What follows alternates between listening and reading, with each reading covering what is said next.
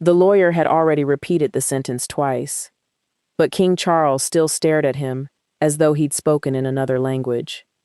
"Your Majesty, the inheritance cannot be reclaimed by the crown." Nobody moved. Not Prince William. Not Princess Anne.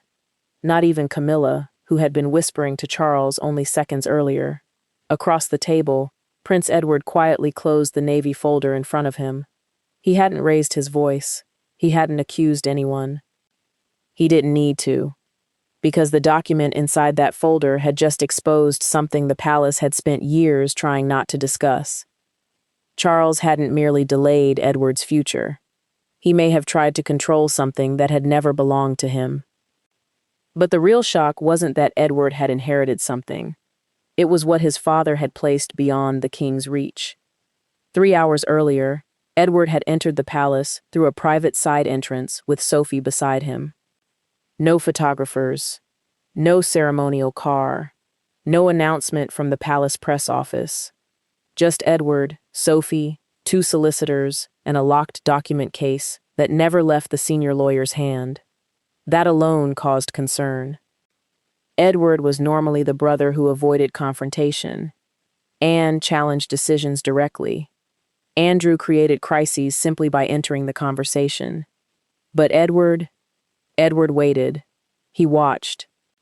He absorbed the insult, smiled for the cameras, then returned to his duties. That was exactly why nobody understood what was happening until the lawyers reached the second security door. The palace secretary stepped forward. "His Majesty is not expecting legal representatives." The senior solicitor barely looked at him. "He is now."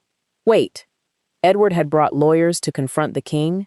No, that's what everyone assumed. The truth was more uncomfortable. The lawyers weren't there to threaten Charles. They were there to inform him that a decision had already been made years before he became king. Edward continued walking. Sophie stayed close enough to speak quietly without anyone else hearing. "Once they open it, there's no going back." Edward didn't answer, but his hand tightened around the edge of the folder. Because this hadn't started that morning. It hadn't even started when Charles became king.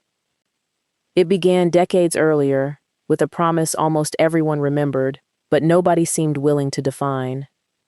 When Edward married Sophie in 1999, the palace announced that he would become Earl of Wessex. That choice surprised people. The son of a monarch would normally receive a dukedom, but Edward didn't. Instead, another idea began circulating. One day, after Prince Philip's death, and after the title returned to the crown, Edward was expected to become Duke of Edinburgh. Expected. That single word would later cause an explosion, because an expectation is not a legal right. A family promise is not a signed instrument. Charles could delay it, alter it, perhaps even abandon it.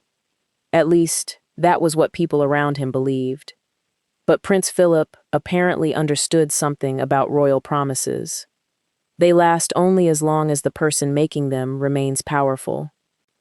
So, in this dramatized scenario, he created something stronger. Not another promise. A structure. Years before his death, Philip summoned a private solicitor to Windsor. No courtiers. No palace committee. No communications secretary preparing a statement. Only Philip, the solicitor, and a handwritten set of instructions that would later become the most dangerous papers Edward had ever possessed. Philip wasn't transferring a title. He couldn't. Only the sovereign could create the dukedom after it returned to the crown. What Philip could transfer was everything surrounding his personal legacy, his private working archive, a protected collection of correspondence, the authority to appoint trustees to a substantial charitable endowment, the right to determine which projects could carry the Edinburgh legacy name. But there was one condition: control would not pass immediately. It would activate only when Edward formally became Duke of Edinburgh. That changed everything. Because suddenly, the title wasn't merely ceremonial. It was the key to a locked legal structure, and Charles had been holding that key. When Queen Elizabeth died in September 2022, The old dukedom merged with the crown. Edward waited. Weeks passed, then months. Privately, questions began spreading. Would Charles honor the arrangement? Would Edward receive the title his parents had intended for him? Or had the new king decided that the monarchy needed fewer hereditary honors, fewer promises, and far more control? Edward said nothing publicly, but silence inside a royal family is rarely peaceful. Sometimes, it's the sound of someone collecting evidence. Anne noticed first. At a private gathering, she watched Edward listening while a senior advisor discussed the future of royal titles. The advisor spoke carefully. The Edinburgh dukedom was under consideration. Edward's expression didn't change, but Anne caught one detail. He stopped drinking his tea. For several seconds, he simply held the cup in the air. When the fighting ended, millions were dead. Then he asked one question. Consideration by whom? The advisor glanced toward Charles. That was the moment Anne realized this wasn't a delay caused by paperwork. Someone was reconsidering the promise itself. But why? The answer arrived through a draft proposal that Edward was never supposed to see. The document did not cancel the dukedom. That would have created an obvious scandal. It proposed something subtler. Edward could receive the title for life, but all institutions, archives, charitable funds, and legacy projects connected to Prince Philip would remain under Central Palace supervision. Read that again. Edward would receive the name, but the palace would keep the power. It looked tidy, modern, efficient, but to Edward, it was a crown with nothing underneath it. Worse, the proposal assumed the palace had the authority to take control. That assumption was about to collapse. Sophie found Edward in his study at Bagshot Park shortly after the proposal reached him. He was sitting alone. No television, no music, just the draft document on the desk, and one yellow sticky note beside it. 3 words were written on the note. Find father's solicitor. Sophie read it twice. Then she looked at Edward. You think he prepared for this? Edward's answer was almost too quiet to hear. I think he prepared for Charles. That was the moment the dispute stopped being about a title. Edward's legal team began searching. Old correspondence, trust registrations, archived instructions. Private memoranda held outside palace storage. Most led nowhere. One document referred to a settlement, but the identifying page was missing. Another mentioned an endowment, but not its beneficiary. Then a retired legal clerk remembered a locked case delivered under Philip's direct instruction. The case could only be opened after 2 events had occurred: Philip's death and Edward's creation as Duke of Edinburgh. Both conditions were eventually fulfilled. On Edward's 59th birthday, Charles granted him the dukedom. The announcement looked like reconciliation, a brother honoring a promise. The palace smiled. Edward smiled. Sophie smiled. But 24 days later, letters patent passed under the Great Seal, formally granting Edward the dignity for life. That legal confirmation activated something nobody in Charles's immediate circle appeared to know existed. The locked case could now be opened. Inside were 5 documents.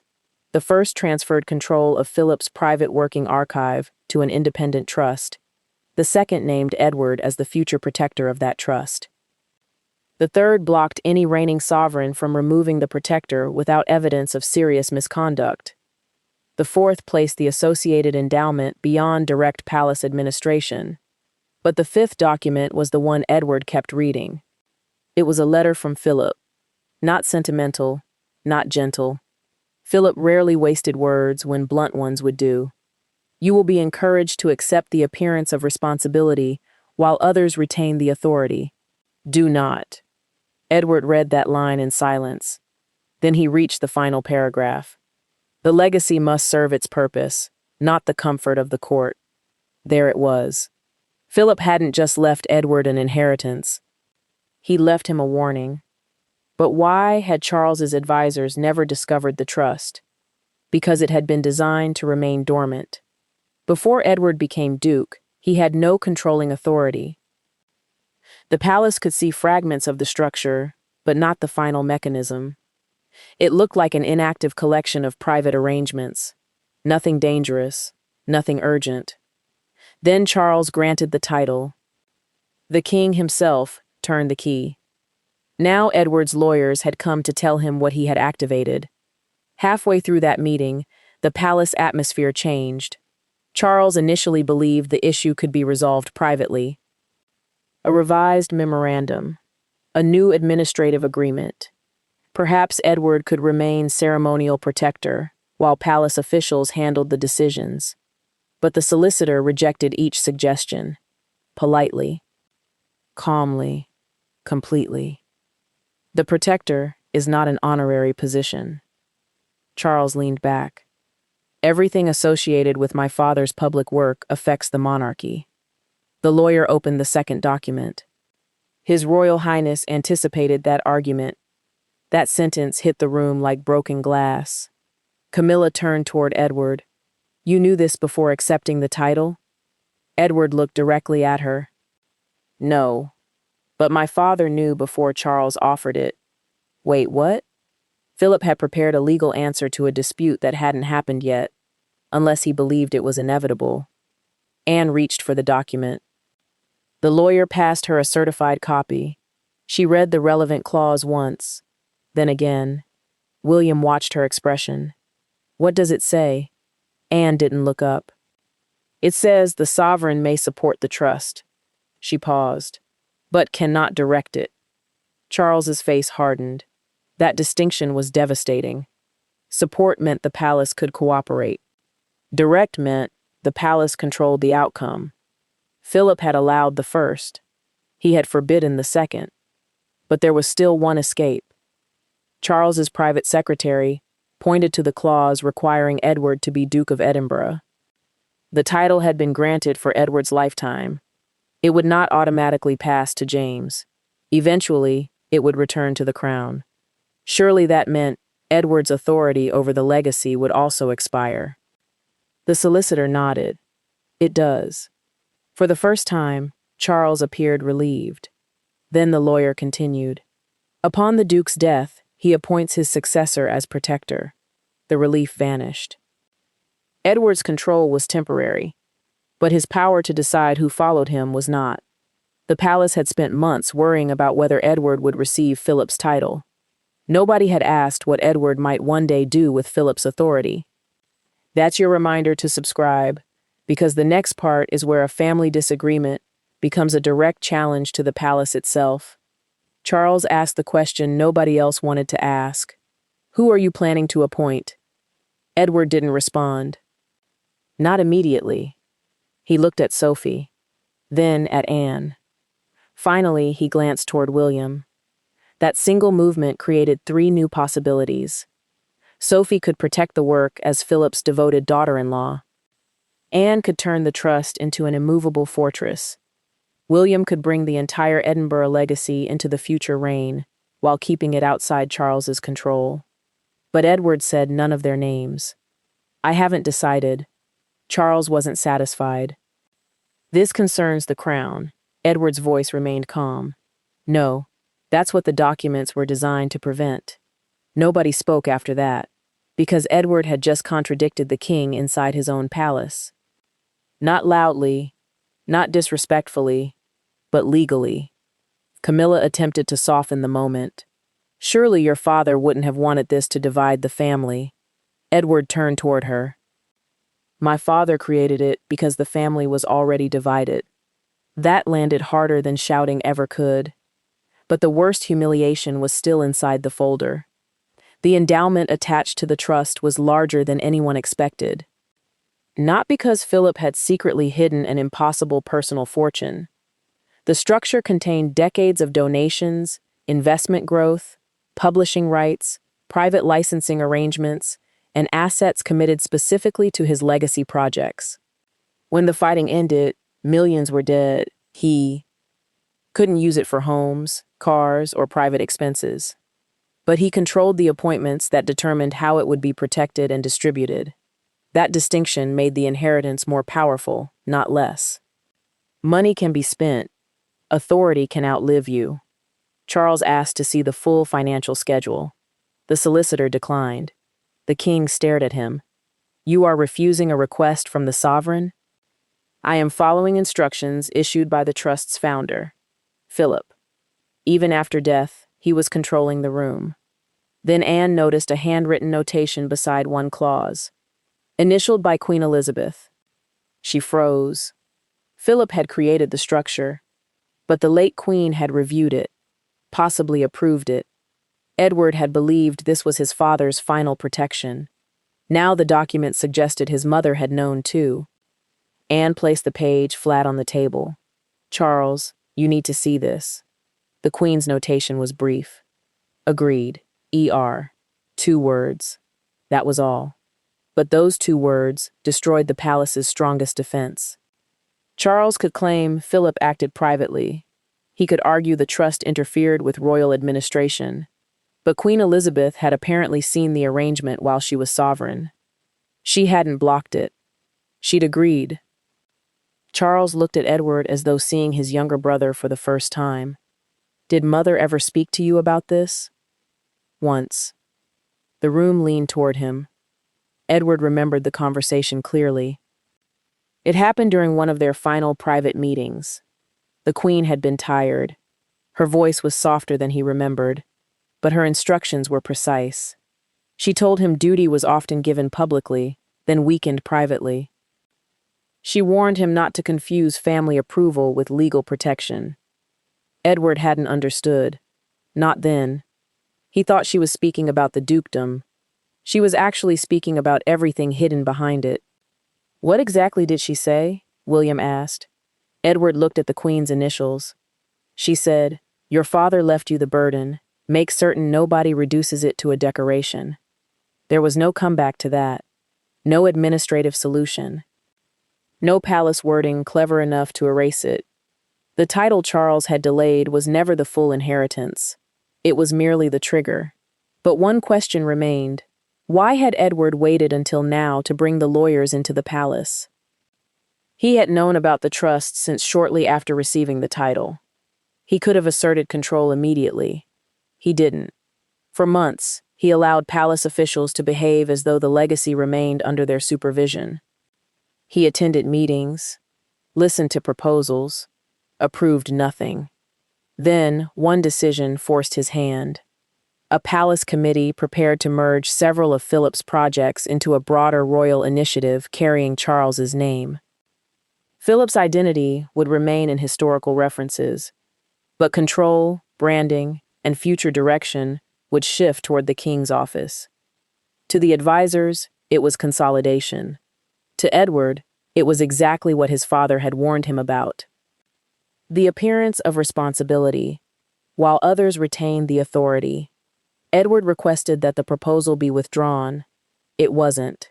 He requested a private conversation with Charles. It was postponed twice.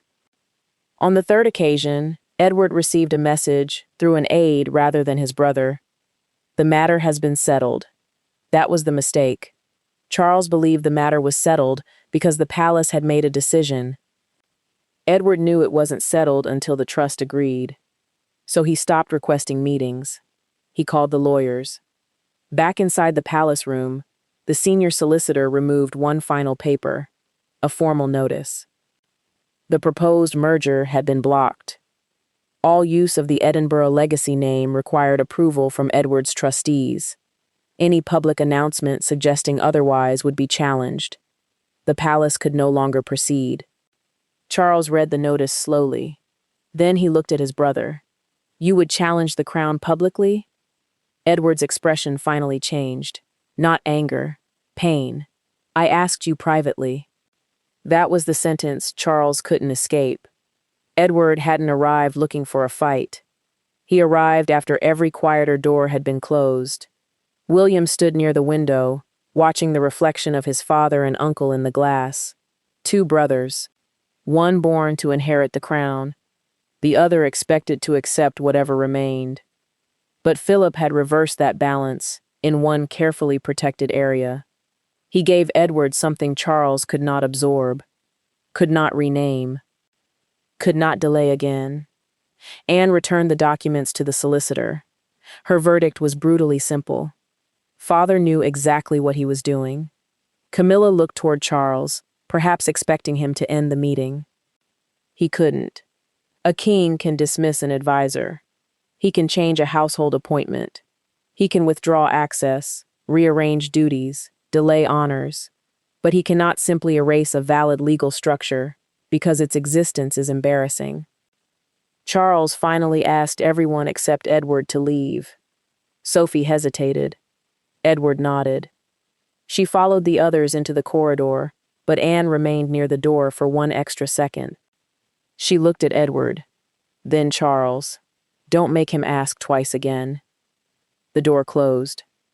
The two brothers were alone. Charles walked toward the fireplace. For a moment, he looked less like a monarch and more like an exhausted eldest son trapped inside an argument his parents had prepared for before their deaths. Why didn't Father trust me? Edward's answer came without hesitation. He trusted you to be king. Charles turned. But not with this? Edward placed his hand on the navy folder. No, he trusted me. That was the real inheritance. Not the endowment. Not the archive. Not the appointments. Trust.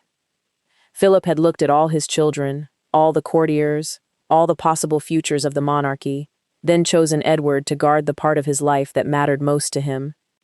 Charles had inherited the throne. Anne had inherited Philip's steel. Andrew had inherited every warning he refused to hear. But Edward inherited the one thing no royal ceremony could create, his father's confidence. Charles sat down. The confrontation was over, but its consequences had only started. The palace merger would be canceled. The trustees would remain independent. Edward would control the succession process. But before leaving, he made one decision nobody expected. He did not exclude Charles from the legacy. He offered him a place, not as director, not as final authority, as patron. Charles looked at the document Edward placed before him. You're offering me a ceremonial position? Edward almost smiled.